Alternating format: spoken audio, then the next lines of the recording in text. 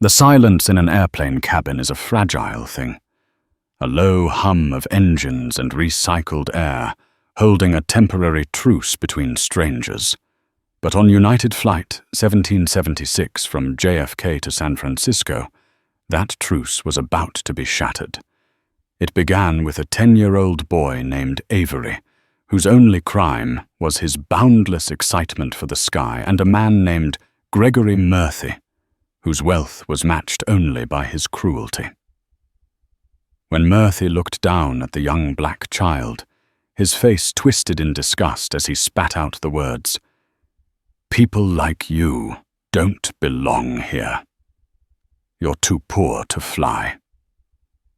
The insult hung in the air, thick and poisonous.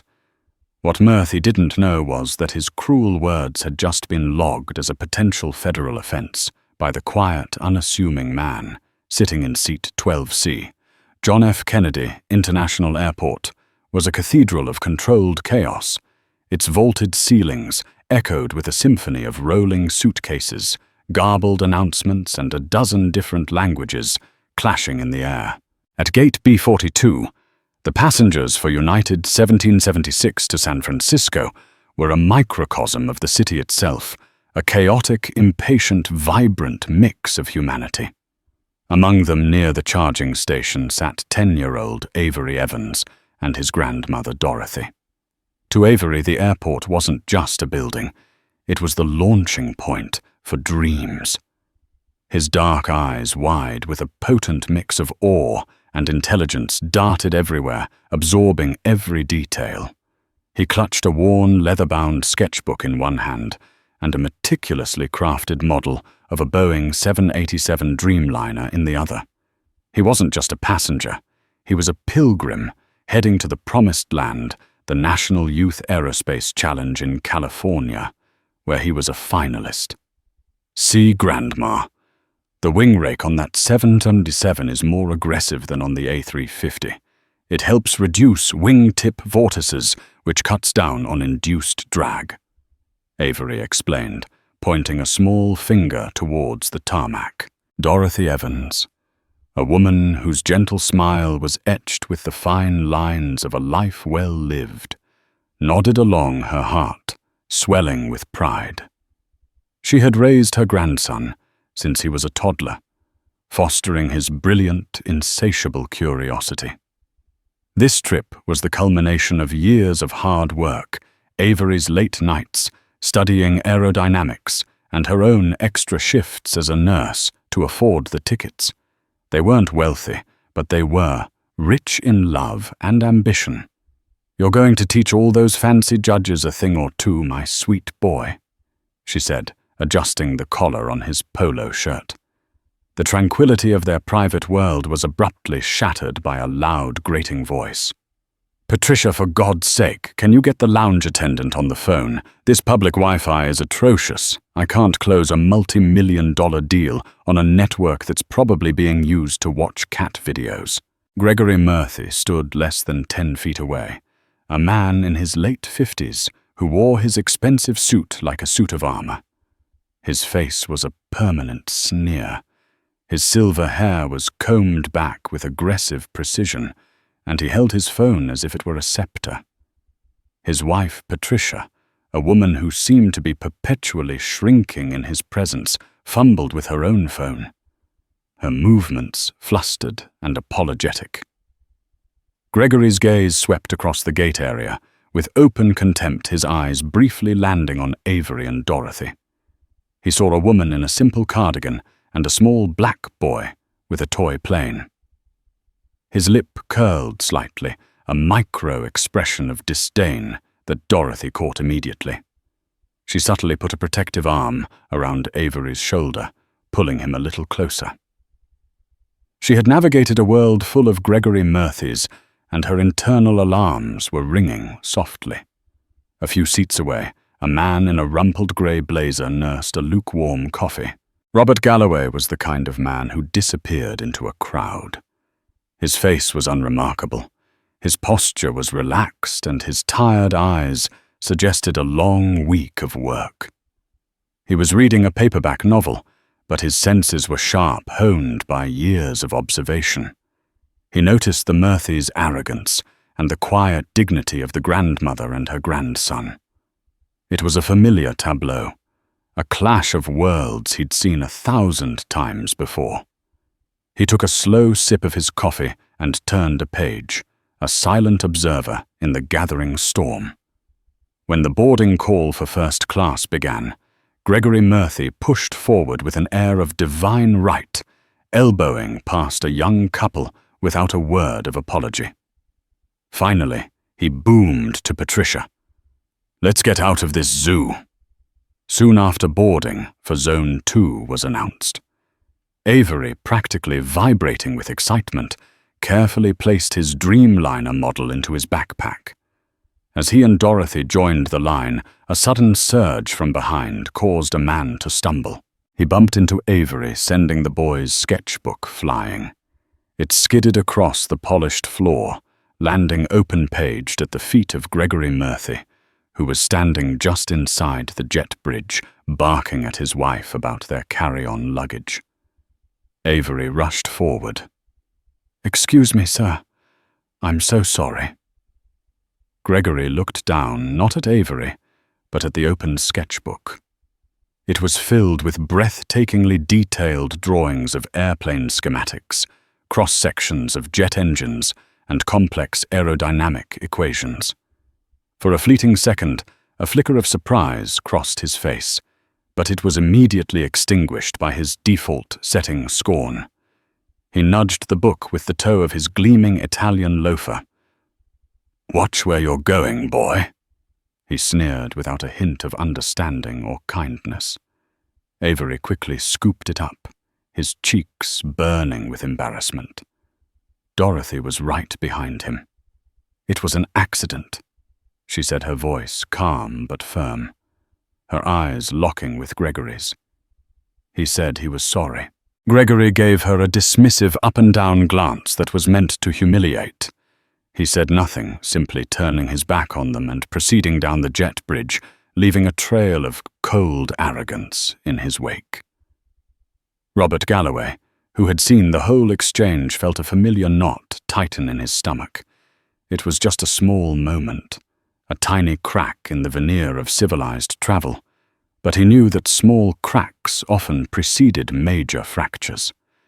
He zipped up his blazer, adjusted the heavy official-looking wallet in his breast pocket, and joined the line, his weary eyes now sharp with focus. The atmosphere inside the aircraft was a strange mix of anticipation and stale air.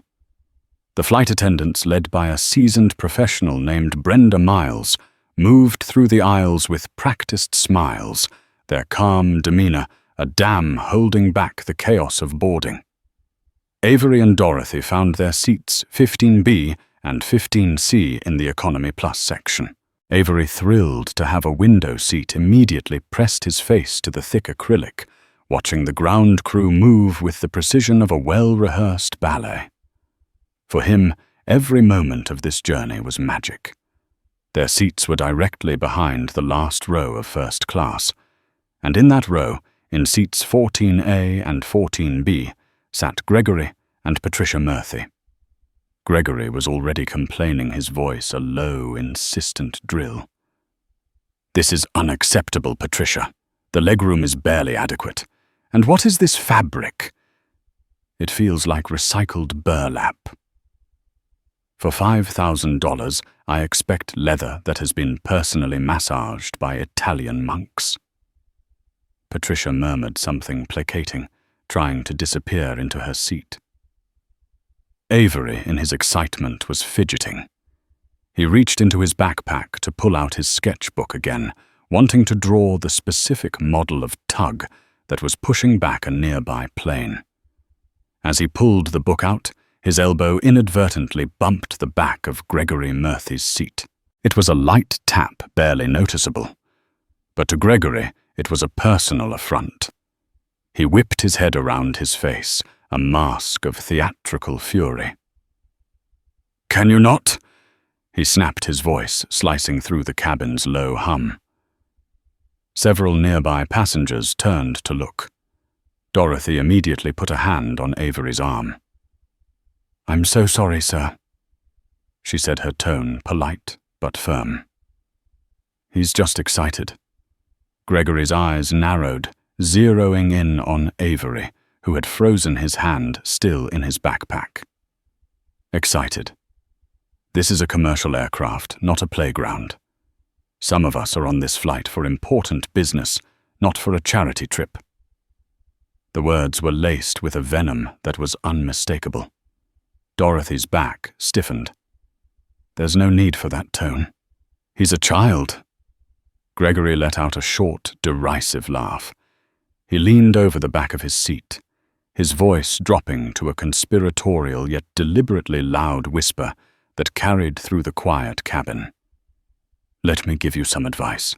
If you can't afford to teach your children how to behave, then you shouldn't be in a premium cabin." Avery's face fell. The magic of the moment was draining away, replaced by a cold, creeping shame.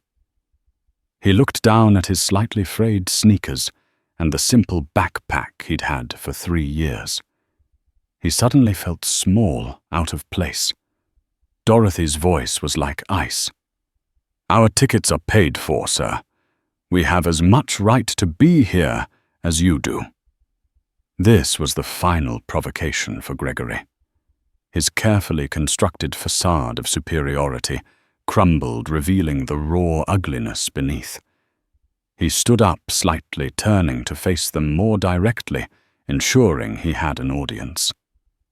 "A right," he scoffed, his voice rising in volume, dripping with condescension. He gestured vaguely at Avery, at his neat but simple clothes, at the wonder in his eyes that Gregory mistook for naivety. "Let's be honest. People like you don't belong here. You probably got this ticket from some handout or a lottery. You're too poor to fly." Silence. The words echoed in the enclosed space of the fuselage. It was as if the air had been sucked out of the cabin. The flight attendant, Brenda, who was helping a passenger a few rows back, froze. The couple across the aisle stared, their mouths agape. Patricia Murphy closed her eyes, her face a pale canvas of mortification. But the real impact was on Avery. The insult was a physical blow. His eyes, once so bright with the love of aviation, now glistened with unshed tears. The joy was gone, replaced by a deep, hollow hurt. He wasn't just a boy with a dream anymore. He was a problem, an eyesore, something that didn't belong. He slowly slid his sketchbook back into his bag and curled into his seat, trying to make himself as small as possible. Dorothy's heart broke. She wrapped her arm around her grandson, pulling him into a fierce hug. She turned to Gregory, her eyes blazing with a righteous fury that decades of quiet grace had kept hidden. "You are a cruel, miserable man," she said, her voice trembling with rage, but still controlled. "And you should be ashamed of yourself." Gregory simply sneered, victorious. He had asserted his dominance, put the lower class in their place. He sat back down in his plush seat, adjusted his tie, and opened his financial newspaper. A king on his throne, oblivious to the fact that he had just committed an act of war in front of a federal officer. Across the aisle, in seat 12C, Robert Galloway carefully folded the corner of the page in his book, marking his spot. He placed the book in the seat-back pocket in front of him. He had heard every word. He had seen the boy's light extinguish. And in that moment, his leisurely trip to San Francisco for a routine inspection just became anything but routine. The quiet, unassuming passenger was gone. In his place was an investigator. The atmosphere in the front cabin was now thick with unspoken tension. Passengers exchanged uneasy glances, their whispers a low hiss beneath the drone of the ventilation system. Gregory Murphy, seemingly proud of the scene he had caused, sat with an air of smug satisfaction, pointedly ignoring the ripples of discomfort he had created. The flight attendant, Brenda Miles, approached the row with a practiced neutral expression, but her eyes were tense. She had been with the airline for 15 years and had an almost supernatural ability to sense trouble. What she sensed now was a 5-alarm fire. "Is there a problem here, sir?" she asked, her voice, a model of professional calm directed at Gregory, but inclusive of everyone involved. Gregory didn't even bother to look up from his newspaper. "The problem is that this section of the cabin has become a daycare center. The problem is a lack of decorum. But don't worry, I've handled it."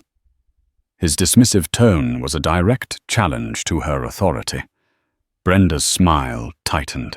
"Sir, our policy is to ensure all passengers feel comfortable and respected. If your son was bothering you," she said, turning to Dorothy with a softer tone, "I can see if there are other available seats. He is my grandson." Dorothy corrected her, her voice steady, despite the anger simmering beneath. And he was not bothering anyone. This man chose to insult a child. An insult? Gregory finally lowered his paper, feigning disbelief. "I was offering a piece of parental advice, a teachable moment." The sheer audacity of the lie was stunning. Before Brenda could formulate a response that wouldn't get her fired, a calm, level voice cut through the tension from across the aisle. "That's not what I heard." All heads turned to seat 12C. Robert Galloway was leaning forward slightly, his hands resting on his knees. His expression was unreadable, but his eyes were fixed on Gregory Murphy with an unnerving intensity. Gregory sized him up with a quick, dismissive glance. The rumpled blazer, the inexpensive watch, the general air of a middle management nobody. This was not a man he needed to respect. "I'm sorry," Gregory said, with exaggerated politeness. "And you are a passenger," Rob replied simply. "One who heard you tell a 10-year-old child he was too poor to fly." "I don't believe that falls under the category of a teachable moment, unless the lesson is in cruelty." The directness of the statement sent a fresh shock wave through the nearby rows. Patricia Murphy sank even lower in her seat, her hand covering half her face as if to shield herself from the fallout. Gregory's face flushed a dangerous shade of crimson. He was not accustomed to being challenged, especially by someone he deemed so far beneath him. "Listen, buddy," he snarled, leaning into the aisle. "This is a private conversation. It has nothing to do with you. Why don't you go back to your little book and mind your own business?" Rob didn't flinch. He didn't raise his voice. He simply held Gregory's enraged gaze. On an aircraft, so loud, aggressive, and abusive language ceases to be a private matter. It becomes a cabin issue. It becomes a crew issue. It can even become a safety issue. The flight attendant, Brenda, looked at Rob with a flicker of surprise and gratitude. He had just articulated the core of her training manual more succinctly than she ever could have in the heat of the moment. But Gregory was incensed. The challenge to his authority, the invocation of rules that he believed didn't apply to him, pushed him over the edge. "A safety issue," he barked out a laugh, a harsh, ugly sound. "Are you insane? I am the least of your safety issues. My company, Murphy Development, is in the final stages of a billion-dollar contract to expand the international terminal at SFO. I'm probably paying half this airline's bills with my corporate account. The only one in danger here is you, pal, if you don't shut your mouth." He had played his trump card. The name, the contract, the money, the holy trinity he used to bend the world to his will. He sat back, confident that this revelation would silence the man in the cheap blazer and put the flight attendant back in her place. He expected Rob to shrink back to stammer an apology. He expected Brenda to become instantly more deferential. He was wrong. Rob Galloway's expression didn't change, but a new light entered his eyes, a flicker of something cold and professional. He had hoped to de-escalate this as a fellow passenger. Gregory's tirade, his threats, and his boastful confession about the SFO contract had just changed the entire calculus of the situation. He had unwittingly provided the final piece of the puzzle. Rob nodded slowly as if processing this new information. Murthy development. The SFO terminal expansion. I see. He took a deep breath. Miss Miles, he said, his voice now carrying a new quiet authority that made the flight attendant stand a little straighter. You are the lead flight attendant on this aircraft, correct? Yes, I am. Brenda replied, confused by the sudden shift. You have a passenger exhibiting belligerent and abusive behavior towards another passenger, a minor, and is now being dismissive of your authority and creating a hostile cabin environment. Is that an accurate assessment from your perspective?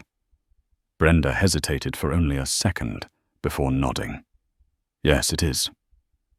Thank you, Rob said. He then turned his full attention back to the fuming Gregory Murthy. Sir, you asked me who I am. I believe it's time I answered that question. He reached into the breast pocket of his rumpled grey blazer. He didn't move quickly. His movements were deliberate, almost methodical. He pulled out a black leather wallet. It wasn't fancy, but it was thick and heavy. The air grew still. Every passenger in the surrounding seats seemed to be holding their breath, sensing that the dynamic of power was about to shift in a way no one could have predicted. The world seemed to slow down. The hum of the auxiliary power unit outside the soft ding of a seatbelt sign, being tested the rustle of a magazine, it all faded into a muffled background hum. All eyes were on the man in seat 12C, and the black leather wallet in his hand. Gregory Murthy watched a smirk playing on his lips. He was expecting a business card, perhaps, from some mid-level manager at a rival company, or maybe even a lawyer looking for an ambulance to chase. This would be amusing. Rob didn't flip the wallet open with a dramatic flourish. He simply opened it as one might open a book and held it up. The wallet fell open to reveal two things. On one side was a photo ID with his unremarkable face under the bold header of the United States Department of Transportation. On the other side, nestled in a custom-cut recess, was a gleaming gold-colored badge. The eagle at the top seemed to stare directly at Gregory. The words engraved around the seal were crisp, clear, and utterly devastating. Federal Aviation Administration. Aviation. Safety Inspector. The smirk on Gregory Murthy's face did not just vanish. It was annihilated, collapsing into a slack-jawed mask of disbelief. The blood drained from his face, leaving his skin a pasty, sickly grey. His eyes, wide with panic, darted from the badge to Rob's face and back again, as if trying to reconcile the image of the man in the rumpled blazer with the immense, unimpeachable authority now displayed in his hand. Robert Galloway. Rob said, his voice still calm, but now it carried the weight of the entire federal government. FAA. My job is to ensure the safety and security of the national airspace system. That includes everything from the structural integrity of the wings to the conduct of the passengers in the cabin. A collective soft gasp rippled through the nearby seats. The passenger in 13C, who had been recording the incident on his phone, slowly lowered the device. The situation had escalated from a dramatic passenger dispute to a federal matter. Brenda Miles, the flight attendant, felt a jolt of pure, unadulterated shock, followed by an overwhelming wave of relief. An unannounced FAA inspector on a flight, a check ride, as it was known in the industry, was usually a source of anxiety for the crew. Today it was a godsend. She immediately understood the gravity of Rob Galloway's presence. He wasn't just a witness. He was the ultimate authority on this aircraft, second only to the captain.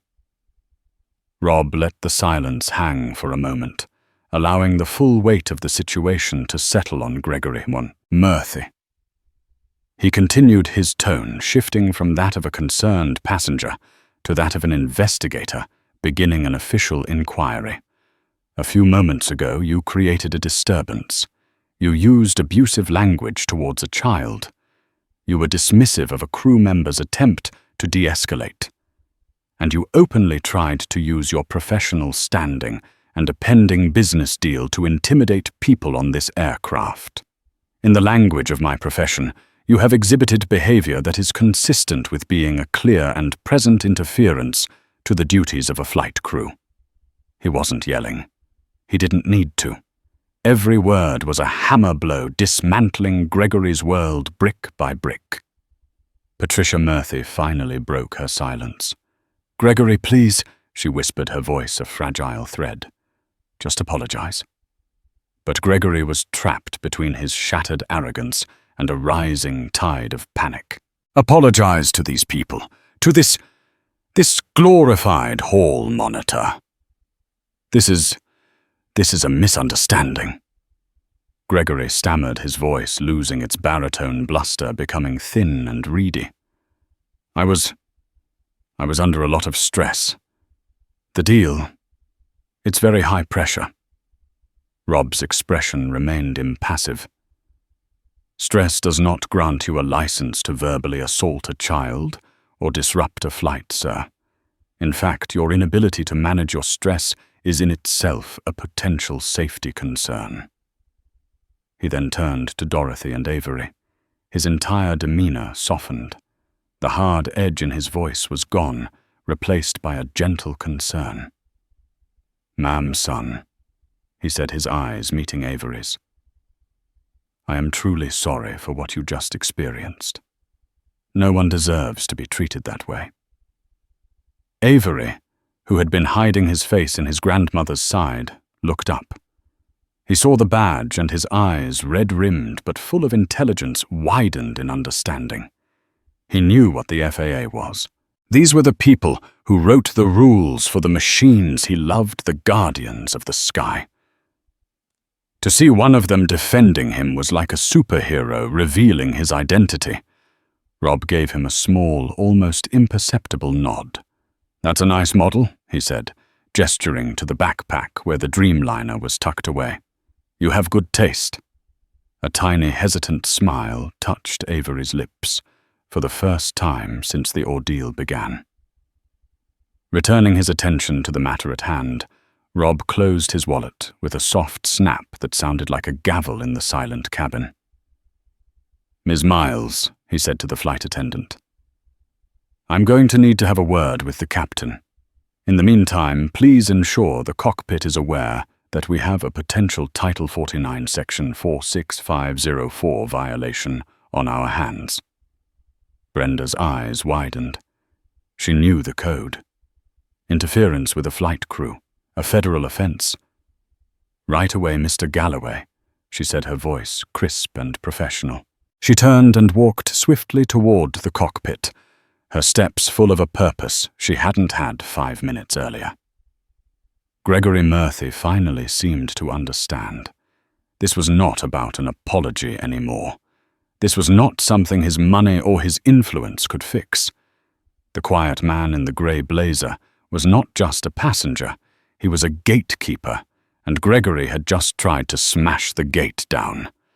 He sank back into his seat, the financial newspaper lying forgotten on his lap. He looked out the window, but he wasn't seeing the baggage carts and fuel trucks. He was seeing his billion-dollar deal, his reputation and his future, all dissolving on the tarmac.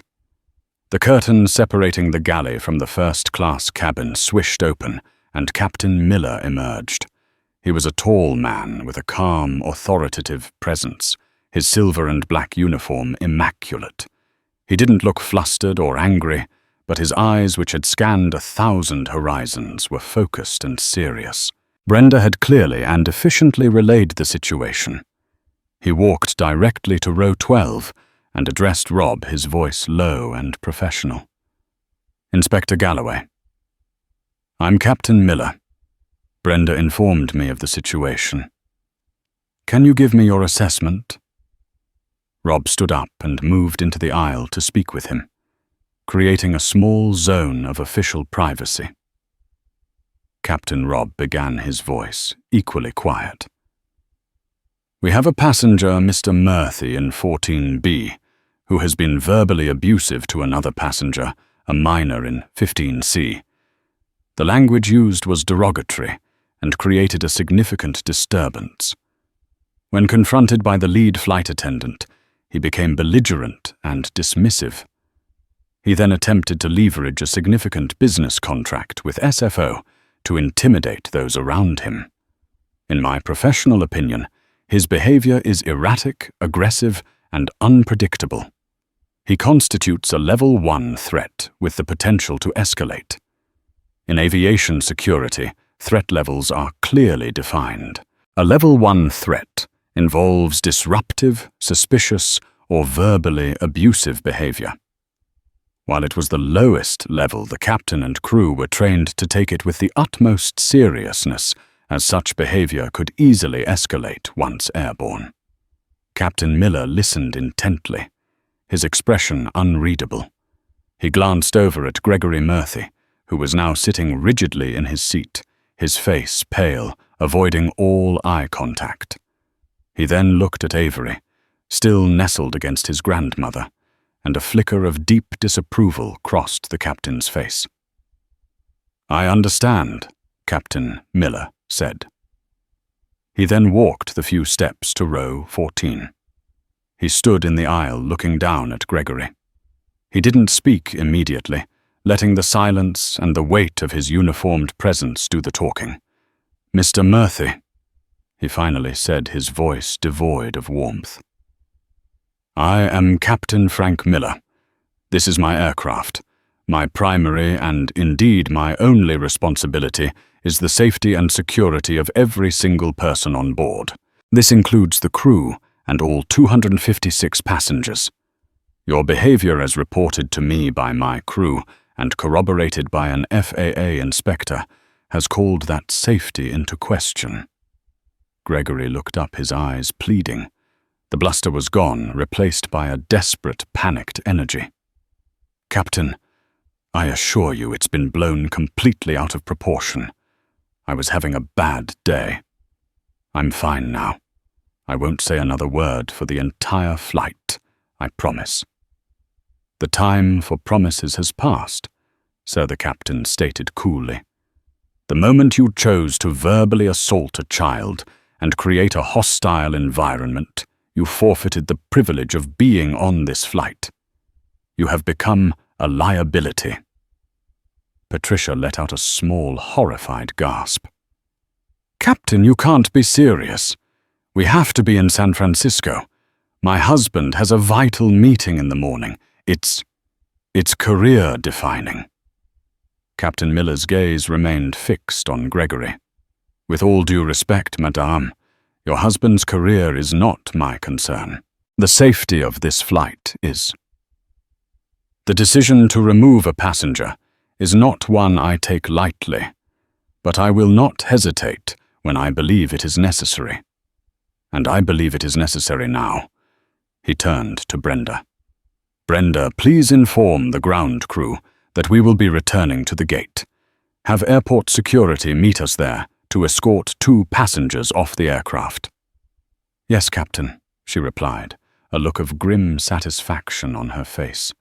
The finality of the captain's words hit Gregory like a physical blow. "No, you can't do this," he cried, his voice cracking with desperation. "Do you know who I am?" "That SFO deal. I'll have your job. I'll have all of your jobs. I will sue this airline into oblivion." His frantic threats only served to seal his fate. The other passengers, who had been listening in stunned silence, now began to murmur their approval of the captain's decision. One passenger in row 16 muttered, "Good riddance," while the captain was dealing with Gregory. Rob Galloway knelt in the aisle next to Avery's seat.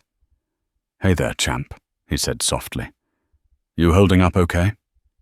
Avery looked at him, his eyes still watery, and nodded mutely.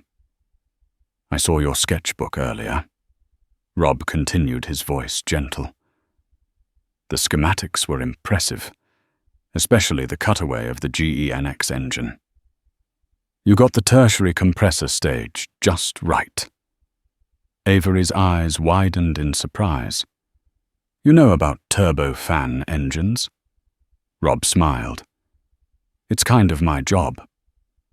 Before I was an inspector, I was an aeronautical engineer." He tapped the cover of Avery's sketchbook. "You have a real gift, son. Don't ever let anyone, and I mean anyone, make you feel like you don't belong exactly where you are. The sky belongs to people who love it, not people who can afford it. And you clearly love it." A single tear rolled down Avery's cheek, but this one wasn't from shame. It was from relief, from being seen and understood. He wiped it away and gave Rob a small, genuine smile. "Thank you, sir." Dorothy placed her hand on Rob's arm. "Thank you," she whispered, her voice thick with emotion. "You have no idea what that means to him." "To us." "Just doing my job, ma'am," he said, though his warm expression showed it was more than that. He was a regulator, yes, but he was also a decent human being who couldn't stand to see a bully win. The plane which had been taxiing began a slow, deliberate turn back towards the terminal. The message was clear. The journey for Gregory and Patricia Murphy was over. The taxi back to the gate was a slow, agonizing crawl, a funeral procession for Gregory Murphy's pride. For the other passengers, it was a few minutes of delay. For Gregory, it was a lifetime of humiliation, compressed into a single, excruciating journey. He could feel the change in the engine's pitch as the aircraft abandoned its path to the runway. The subtle shift in momentum, a physical manifestation of his reversed fortunes. He sat rigid, staring straight ahead, his mind a maelstrom of denial and fury. This wasn't happening. It was a bureaucratic fever dream. He was already composing the lawsuits in his head, envisioning the firings, the apologies, the groveling he would demand. He would own this airline. He would personally tear down Captain Miller's career and salt the earth where it stood. He would find that meddling, self-important inspector and have him auditing baggage carousels in Antarctica. This was a temporary setback, a ridiculous overreaction that he, Gregory Murphy, would rectify with overwhelming financial and legal force. But beneath the rage, a cold serpent of fear was beginning to uncoil in his gut. For the first time in decades, his power had failed him. His name, his money, his threats. They had all been met with an authority that was quieter, deeper, and infinitely more powerful than his own. Beside him, Patricia was no longer weeping. Her silence was somehow worse. She had shrunk away from him, pressing herself against the fuselage wall as if to physically distance herself from his toxicity. Her stillness was an accusation, a monument to his colossal failure of judgment. In her silence, he could hear every warning she had ever given him about his temper, his arrogance, his contempt for the world he believed was beneath him. The cabin around them was a theater of whispers. The blatant gawking had subsided, replaced by something more insidious. Furtive glances, hushed commentary, exchanged between seatmates, the glint of phone screens held at discreet angles. They were no longer just passengers. They were a jury, and they had reached a unanimous verdict. The soft final thud of the jet bridge connecting to the fuselage was the sound of the gavel falling. It was over. A moment later, the forward cabin door hissed open, and the bright, sterile light of the terminal flooded in. Silhouetted against it stood 2 Port Authority police officers, their broad shoulders filling the doorway. Their faces were professionally blank, their presence a calm but absolute statement of intent. They were not there to negotiate. They were there to enforce. Captain Miller's voice, impossibly calm, filled the cabin via the public address system. "Ladies and gentlemen, we do apologize for the slight delay. We had to return to the gate to resolve a customer service issue. We appreciate your patience and will be on our way as soon as possible." The phrase customer service issue was so exquisitely and deliberately bland that it was almost comical. It was the corporate equivalent of draping a silk cloth over a guillotine. The gate agent, a woman with tired eyes and a tense jaw, stepped aboard, her tablet clutched in her hand like a shield. She conferred for a moment with Brenda, and the captain then made her way to row 14.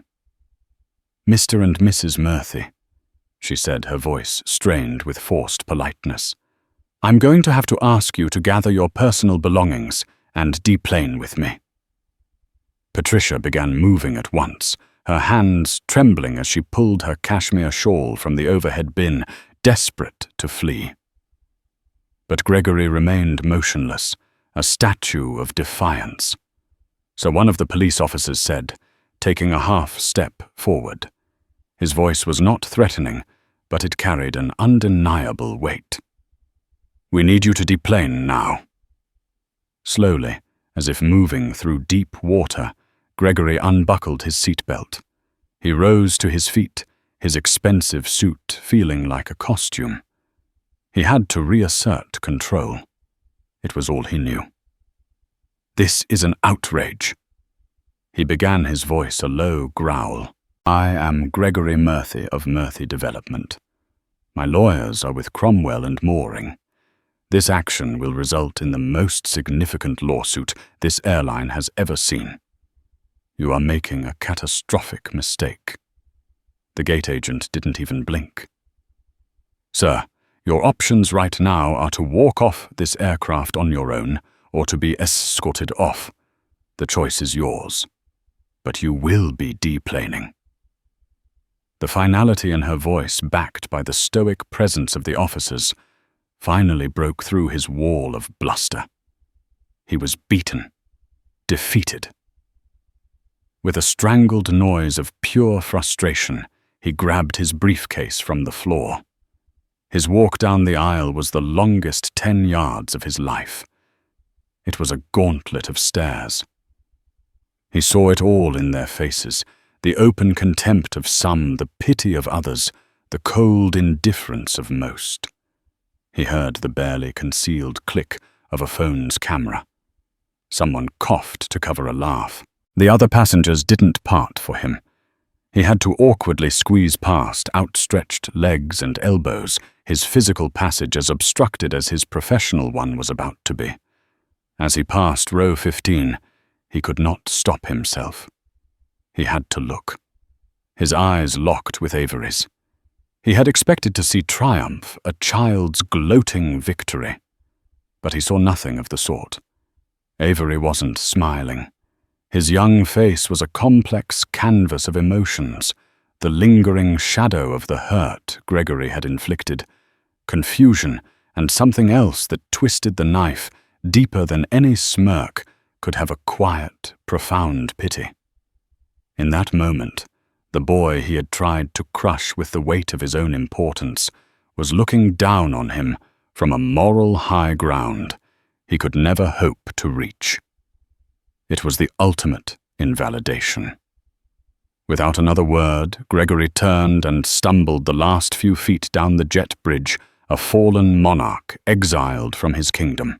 Patricia followed her face hidden behind a curtain of hair, leaving behind the quiet humming cabin that was already healing from their presence. The moment the aircraft door closed, sealing them out, a palpable wave of relief washed over the passengers. The oppressive tension that had held them all captive finally dissipated. One man in business class began to applaud a slow, deliberate clap. Another joined in, then another.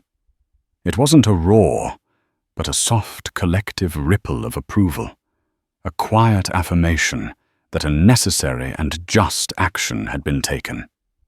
Captain Miller emerged once more from the cockpit, his face grim but resolute. He walked directly to Dorothy and Avery. Inspector Galloway, who had remained a silent, observant presence, gave the captain a nod of professional respect. "Ma'am, young man," the captain began, his voice filled with a sincerity that was absent from his official announcements. "On behalf of United Airlines and my entire crew, I want to offer you our deepest apologies. What you were forced to endure is unacceptable. It goes against everything we stand for. That behavior has no place on our aircraft or anywhere else in a decent society." "Thank you, Captain," Dorothy said, her voice trembling slightly with emotion. "We appreciate how you and your crew handled it." The captain's expression softened into a genuine smile. "Well, this unfortunate incident has resulted in 2 unexpected vacancies in our first-class cabin." He looked directly at Avery, whose eyes were still wide from the intensity of the last half hour. "I cannot think of anyone more deserving of a comfortable and peaceful flight to San Francisco. What do you say, young man? Would you like to see what it's like up front?" The question was like the sun breaking through the clouds. The last vestiges of Avery's sadness evaporated, replaced by a dazzling, unadulterated joy. He looked at his grandmother, his face alight with a silent, hopeful plea that needed no words. Dorothy laughed, a beautiful melodic sound of pure relief. "I think we would like that very much, Captain. Thank you." As they gathered their backpack and Dorothy's purse, Rob Galloway stood. He placed a gentle hand on Avery's shoulder. "Enjoy the flight," he said, his voice warm. "And good luck at the competition. Show them what you've got." "I will, sir." Avery promised, his voice ringing with a newfound confidence. Their walk to the front of the plane was the antithesis of Gregory's. The other first-class passengers who had witnessed the entire drama smiled warmly at them. There were quiet murmurs of welcome and, "So glad you're here." A woman in seat 2A reached out and patted Dorothy's arm as she passed. It was a small gesture, but it was a re-knitting of the social fabric Gregory had tried to tear apart. As they settled into the plush, spacious seats of 1A and 1B, the world transformed. A flight attendant immediately appeared, offering them pre-departure orange juice in heavy real glasses. Avery pressed his nose to the large, clean window, his own personal portal to the sky. He had been made to feel like an intruder, an outsider who didn't belong. Now he was being welcomed into the very heart of the world he loved, not because of money, but because of a shared decency. The plane finally pushed back from the gate for the second and final time.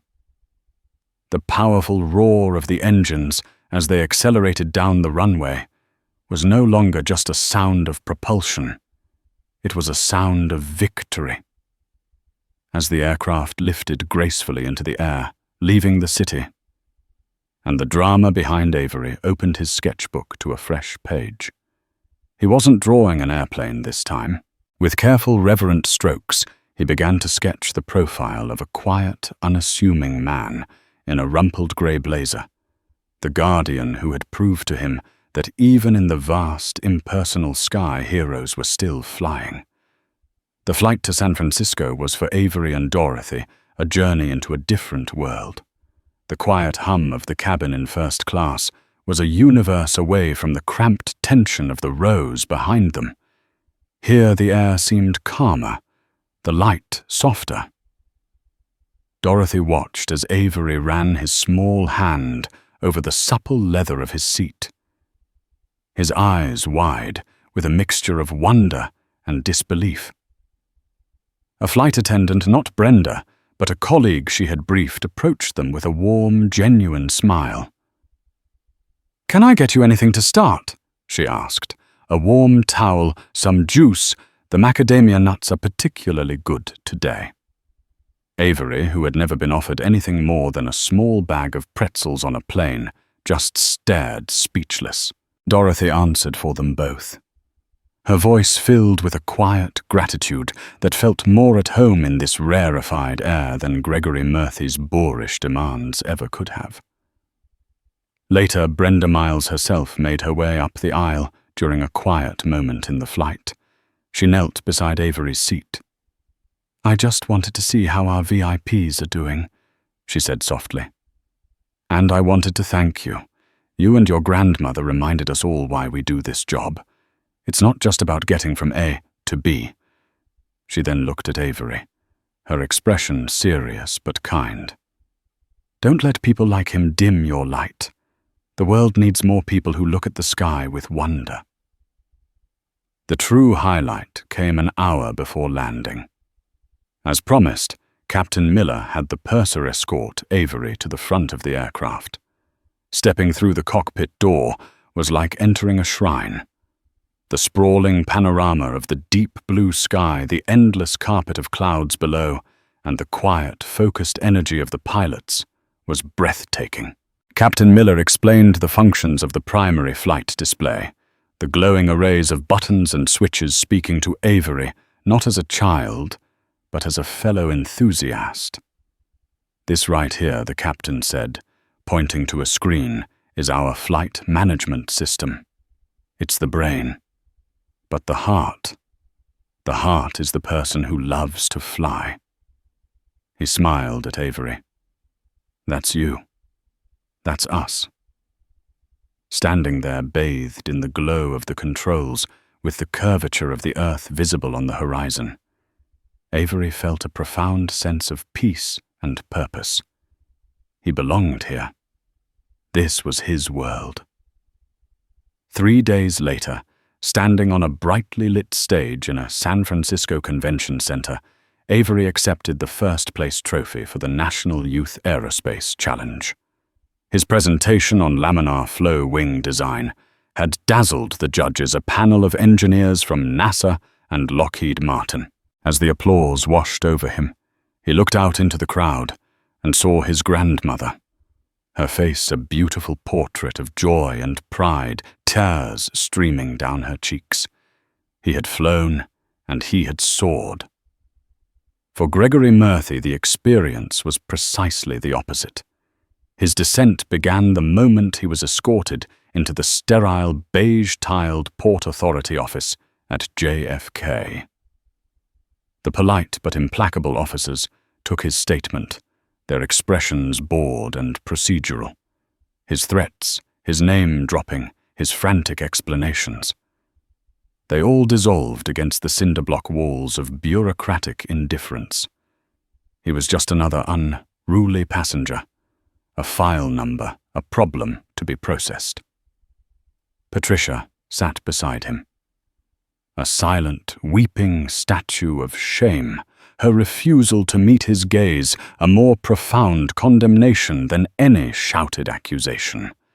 His frantic attempts to salvage his meeting were a pathetic spectacle. Huddled in an overpriced airport hotel room, he conducted the most important video call of his life on a flickering laptop screen, his face washed out and haggard. The consortium of investors and city officials on the other end were a gallery of stoic, unimpressed faces. His rambling, high-pitched excuses about a security misunderstanding and an overzealous flight crew landed with a thud. They saw not a titan of industry, but a man unraveling a liability. The call ended with polite but chillingly final non-committals. The true death blow, however, came from Peter Schmidt, the journalist in seat 13C. He didn't sell his footage to the highest bidder. He was a veteran aviation reporter who saw a bigger story: the clash between the spirit of aviation and the arrogance of wealth. His article, published in the highly respected journal Aviation Forward, was a masterclass in narrative journalism. He detailed the entire incident with methodical precision, capturing the venom in Gregory's words and the quiet dignity of Dorothy and Avery. He wrote of the palpable sense of relief in the cabin when Gregory was removed, and he lauded the professionalism of the crew and the unexpected intervention of Inspector Galloway. He ended the piece with a poignant line: "Flight is a privilege built on trust and shared humanity. Mr. Murphy proved himself bankrupt in both."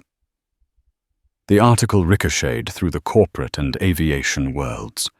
The board of the San Francisco International Airport convened an emergency session. The headline wasn't just bad press. It was a direct contradiction of their entire public image, which was built on safety, inclusivity, and service. The decision was unanimous and swift. The Murphy development contract was terminated.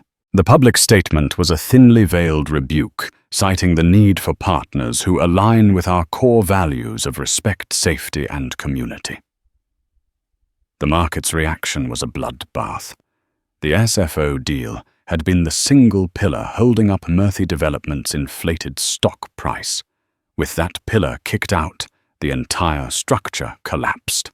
The stock didn't just dip, it cratered, losing 40% of its value in a single morning of trading. Gregory's phone rang incessantly. Furious investors, panicked board members, reporters hungry for a comment. The final call came from his own board of directors. It was short and brutal. He was informed that he had been removed as CEO and chairman effective immediately. A press release was already being distributed, citing a catastrophic loss of confidence in his leadership and personal judgment. Gregory Murphy, the man who believed his money made him a king, sat in the cavernous silence of his Park Avenue apartment, the television on mute, watching the red downward arrow next to his company's stock symbol. He had looked at a 10-year-old boy, full of dreams and brilliance, and had seen only poverty. He had sneered at a child's love for the sky, believing his own expensive ticket gave him ownership of it. In his all-consuming arrogance, he had failed to understand a fundamental law of aerodynamics, and life. For every action there is an equal and opposite reaction. By trying to viciously and publicly clip a child's wings, he had triggered the forces that resulted in his own spectacular, irreversible, and meteoric fall from grace. He was in every sense that mattered grounded. The story of Avery Evans and Gregory Murphy isn't just about a bully getting what he deserves. It's a powerful reminder that the true measure of a person isn't found in their bank account or their job title, but in how they treat those they perceive as having less power than themselves. Gregory Murphy believed his wealth put him above the rules of common decency. He was wrong. He forgot that in any crowd on any given day, you might be standing next to someone with the quiet authority to uphold those rules in the most spectacular way. Kindness costs nothing, but a lack of it can cost you everything. If you believe that karma has a way of balancing the scales, and that compassion should always have a seat on every flight, hit that like button to show your support. Share this story with others who need to hear that a good heart is more valuable than a first-class ticket. And be sure to subscribe to our channel for more real-life stories where justice takes center stage. What would you have done in that situation?